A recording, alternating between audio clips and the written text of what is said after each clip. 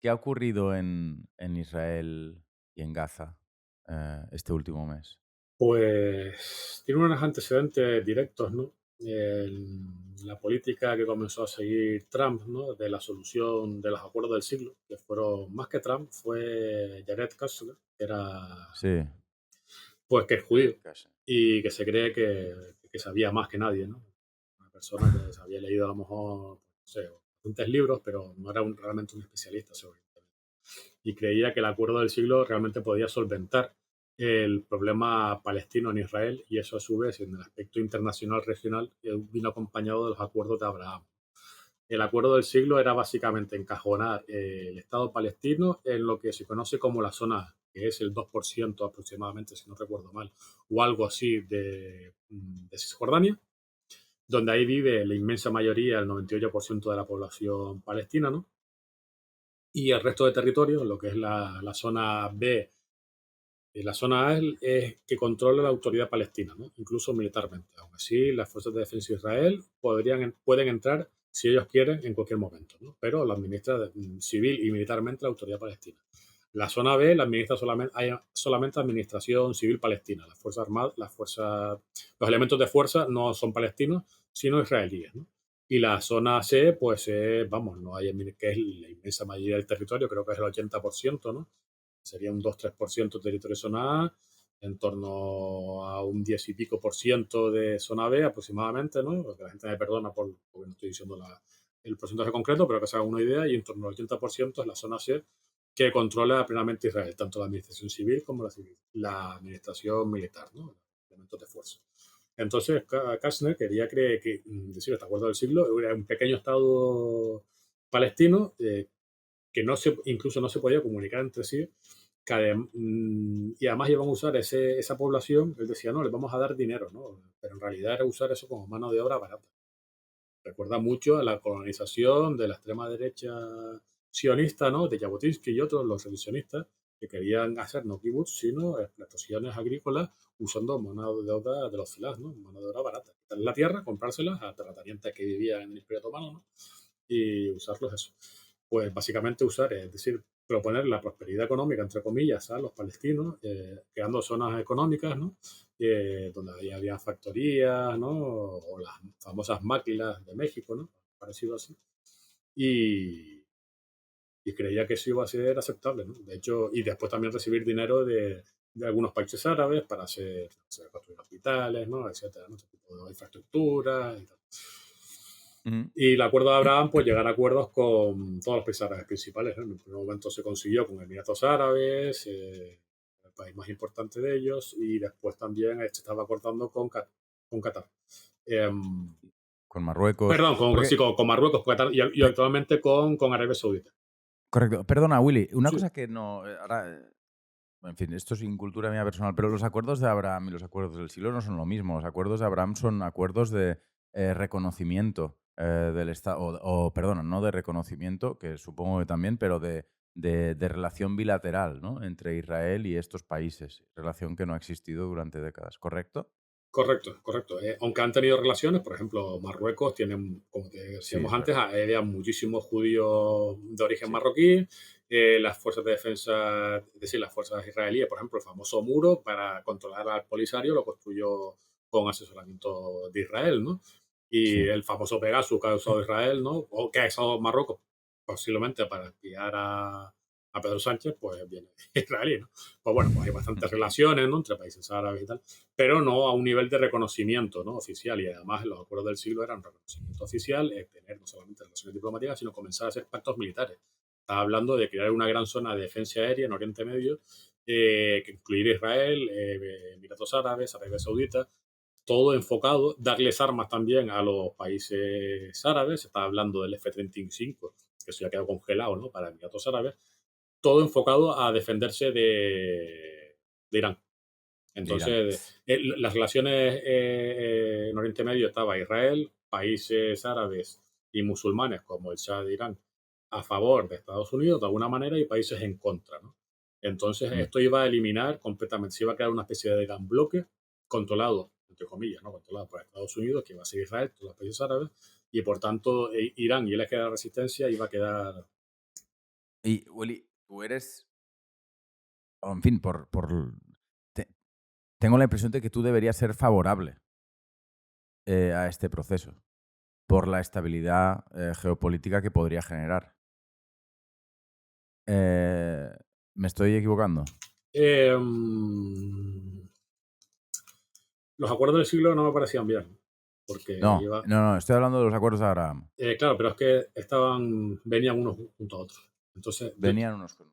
es decir, claro, es que quien iba a pagar el pato ahí iba a ser los palestinos. Y era meter bajo la alfombra ya definitivamente a los palestinos, ¿no? Para resolver los problemas con los países árabes. Yo estoy en contra del Irán de los ayatolás, ¿no? No Irán en sí, porque muchos iraníes Sí, no quieren vivir bajo una república islámica, ¿no? Pero el Irán de los ayatolás me parece una catástrofe geopolítica mayúscula. Recordar que el principal aliado de Estados Unidos en la región no era la Arabia Saudita, era el Shah de Irán, ¿no? sí, Y por lo tanto ha sido una catástrofe que todo lo que ocurre está en la guerra del 67, pero desde un punto de vista geopolítico, lo que ocurre en el Golfo Pérsico, todo viene de la revolución iraní.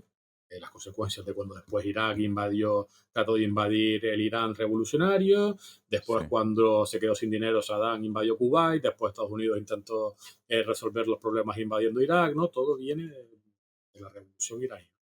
Y por tanto los En- ayatolas y la revolución, no la revolución en sí, sino la revolución que terminaron apropiándose los ayatolás, ¿no? Porque había gente que terminaron apropiándose de ella, ¿no? Pues en ese sentido, como tú dices, bien intuyes, estoy a favor de los acuerdos de Abraham, pero es que no se pueden separar los acuerdos de Abraham con lo que ocurre en Palestina. Entonces, por eso. no, no acabo de entender. No acabo de entender por qué se avanza en la dirección de estos acuerdos del siglo eh, que parecen tan eso, ¿no? De cultura postcolonial. No lo acabo de pillar. ¿Y por qué incluso el propio Estado de Israel juega ese juego? Porque entiendo que Netanyahu es una persona, mm, no sé si decir conservadora, sobre todo lo que es un halcón, ¿no? Es una persona que vive efectivamente en una cultura muy militarista, en fin, en un país, en una sociedad, en un estado con una cultura hipermilitarista, ¿no? Eh, pero no es tonto.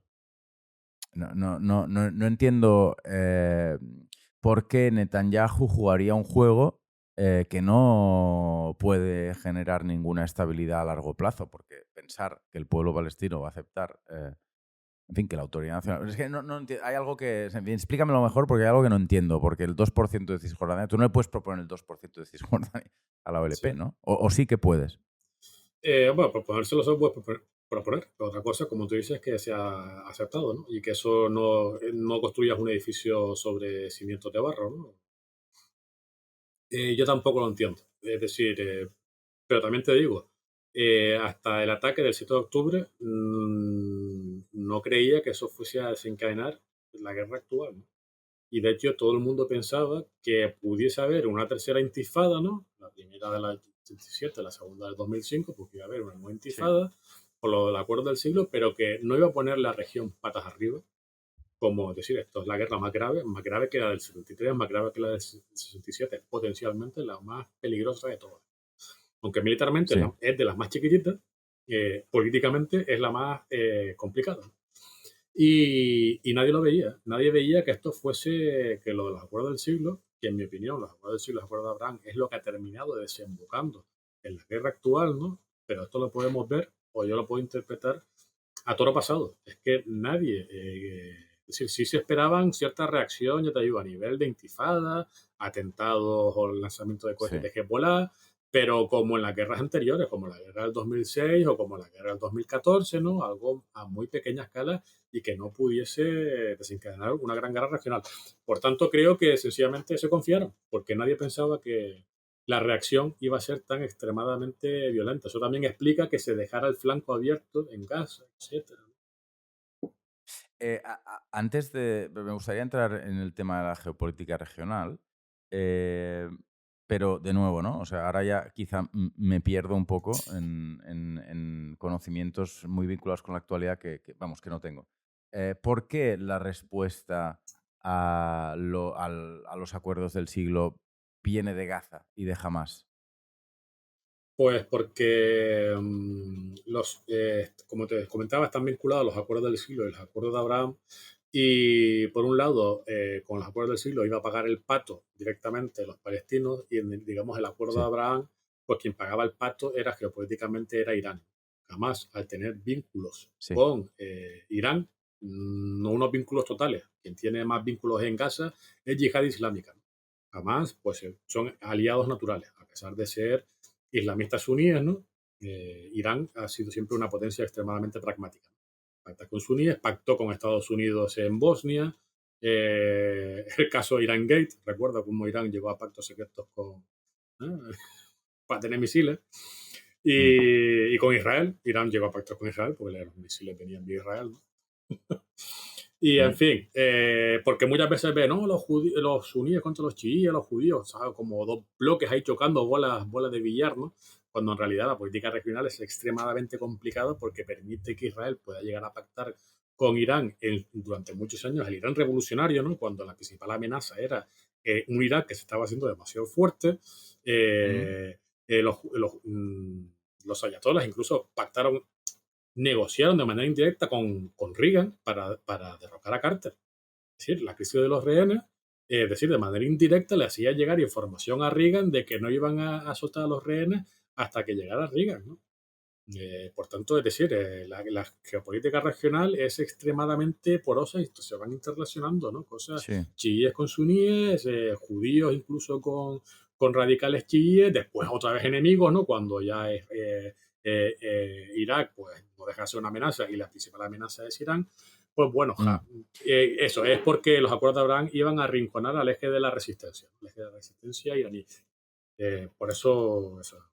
Bueno, sigo sin entender muy bien por qué Jared Kushner y, bueno, y Trump y entiendo que Israel deciden, pero sin participación, entiendo, de la OLP ni de Hamas, van a por unos acuerdos del siglo, cuya lógica, ¿cuál es? Que los países árabes se alineen con una solución israelí-estadounidense unilateral al conflicto de Gaza a cambio de una alianza estratégica con Estados Unidos que estabiliza la región y que otorga mucho poder a los participantes árabes en los acuerdos del siglo. Sí, sí, sí, es que los países, como hemos comentado ya hace un tiempo, o hace una hora y pico por ahí, pues los países árabes en realidad Sí, sí, perdona, ¿eh? no tenemos tiempo, ¿no? Pero, es decir, combatieron la causa palestina eh, un poco por honor, por no quedar mal, no porque realmente quisieran en ella, creyeran en ella. Y de hecho, si Mm, lucharon en ella durante un momento era porque querían quedarse en esos territorios, no para defender a los palestinos en sí mismos, ¿no? Y por tanto, en verdad, ellos estaban, los países árabes, que están alineados con Estados Unidos, iban a pasar por el aro. Iban a pasar, es decir, no iban a luchar en contra de Israel. Veían el tema palestino como algo incómodo. Es decir, como gente que no podía llegar a un pacto con mejorar las relaciones con Estados Unidos, con Israel, para oponerse a su verdadero enemigo en estos momentos, que es Irán, ¿no? Y por tanto, no se iban a oponer a. Es más, estos gobiernos árabes, no te digo ya la calle árabe, pero estos gobiernos árabes, los gobiernos saudíes, el gobierno de Emiratos Árabes, evidentemente, el gobierno de Egipto, vamos a ver si Israel destruye jamás, les hace un favor inmenso a todos estos países. Recordemos que Emiratos Árabes tiene un conflicto geopolítico muy grave con Qatar, porque Qatar se dedica a promocionar el islamismo, ¿no? El islam político, y Emiratos Árabes y Arabia Saudita están en contra de este islam político. Y por tanto, si se quitan a Hamas, que forman parte de este islam político, que llega a pactos con los ayatolás, recordemos que Qatar, a pesar de ser un país wahabita, tiene muy buenas relaciones con Irán, ¿no? Pero muy, muy buenas relaciones con Irán. Y ha impedido que Arabia Saudita invada Qatar, porque recordemos que Arabia Saudita intentó invadir Qatar en el año 2017. Y Kashner y Trump le dieron luz verde, para que veas cómo se hacía la política en la época de Trump. Y le dieron luz verde a invadir Qatar. Y cuando fueron a invadir Qatar, era la segunda vez que intentaban invadir Qatar, porque ya lo intentaron en los años 90. el Departamento de Defensa y el Departamento de Estado dijo, pero ¿qué están haciendo ustedes, no? Porque eso hubiera provocado la intervención de Irán y la intervención de Turquía para defender a Qatar, ¿no? En contra, porque Turquía con Erdogan está a favor del cierto islam político, ¿no? Y hay una base turca en Qatar, ¿no? O hay militares allí. Entonces, Por tanto, es decir, sí. están a favor decir, el tema palestino lo ven como una rémora y además si te quitas de en medio a gente como Hamas, pues mejor que mejor, ¿no?